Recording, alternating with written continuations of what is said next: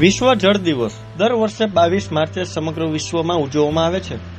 સ્વચ્છ પાણી આપવાની સાથે સાથે પાણીનું મહત્વ જળવવા માટે આ દિવસની ઉજવણી કરવામાં આવે છે. આ દિવસની ઉજવણીનું બીજું કારણ એ છે કે જે લોકો પાસે પૂરતું પાણી નથી તેઓમાં જાગૃતિ લાવવાનું છે. ત્યારે રાજકોટના આ ભાઈ બહેન પાણી કેવી રીતે બચાવી શકાય તે માટે છેલ્લા 7 વર્ષથી અલગ અલગ પ્રોજેક્ટ બનાવી રહ્યા છે.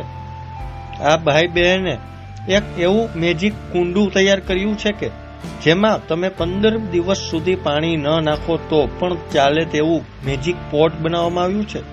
આ ભાઈ બહેનનું નામ છે હીર રાજાણી અને ઋતિકા રાજાણી.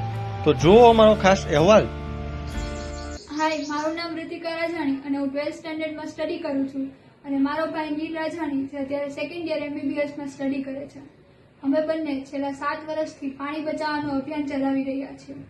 અત્યારે ગરમી કેવી પડવા માંડી છે અને પાણી બનતું તો છે નહીં અને આપણે પાણી રેઇન વોટર હાર્વેસ્ટિંગથી જ બચાવી શકશું. એટલે બધાના ઘરમાં રેઇન વોટર હાર્વેસ્ટિંગ તો હોવું જ જોઈએ. આપણે પાણીનું એક ટીપું બચાવશું તો જ એન્વાયરમેન્ટ માટે કંઈક સારું કરી શકશું. એ વિચાર ઉપરથી જ અમને આ મેજિક પોટ અમે આ બનાવેલો છે જેમાં આપણે આ હોલમાં જે પાણી નાખી શકીએ અને આ 1.5 થી 2 લીટર સુધી સમાઈ શકે અને પછી આપણે 12 થી 15 દિવસ સુધી પાણી ના દેવું પડે. અને આ પોટ અમે પ્યોર ઓર્ગેનિક બનાવેલો છે. જે અમને વિચાર આવ્યો હતો જ્યારે અમે વાડી અમારી કાલાવડે ગયા હતા, ત્યાં અમારા ઝાડવા મરી ગયા હતા કારણ કે અમે પાણી નહોતા આપી શક્યા. તો અમને વિચાર આવ્યો હતો કે આપણે મેજિક પોટ બનાવવો જોઈએ જેનાથી પાણીનો બી બચાવ થાય, પ્લાન્ટ્સ જેટલું જોતું હોય એટલું જ લઈ અને આપણે ભૂલી ગયા હોય તો પાણી એની રીતે મળતું રહે. આ આપણે ટેરેસ ફાર્મિંગ માટે બી યુઝ કરી શકીએ.